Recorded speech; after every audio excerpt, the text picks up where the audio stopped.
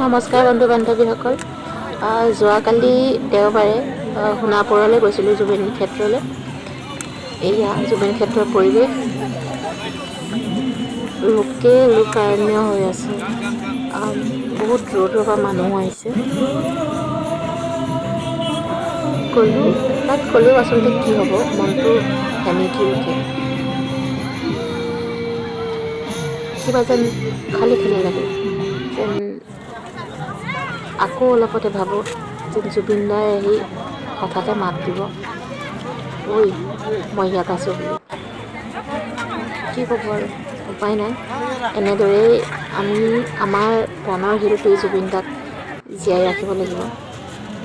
জুবিন দাৰ জিৰণি কক্ষ বুলি ক'ব লাগিব।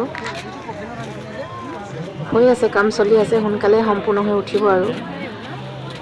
য'ত নেকি তেওঁক কোনেও আমনি কৰিব নোৱাৰে। একেবাৰে শান্তিত শুই আছে তেখেত। দেখিছেনে?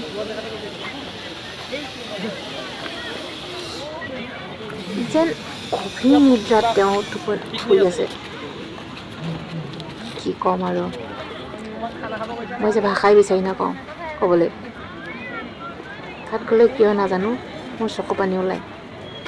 সেয়ে অলপ সময় থাকিলোঁ আৰু মানে কি হৈছে, জুবিন দাৰ বাবে হয়তো চাগে ভৱিষ্যতলৈ কিবা ডাঙৰ পৰিকল্পনা কৰাৰ ভাবিছে চাগে।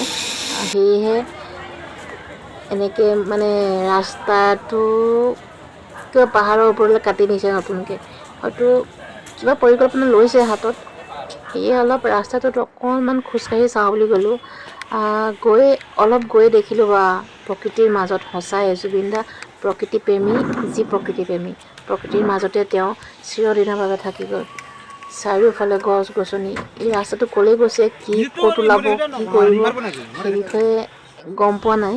কিন্তু হ'লেও অলপমান গৈ চাবলৈ বিচাৰিলোঁ, অলপ গৈ চালোঁ আৰু আপোনালোককো অকণমান দেখুৱালোঁ ৰাস্তাটো।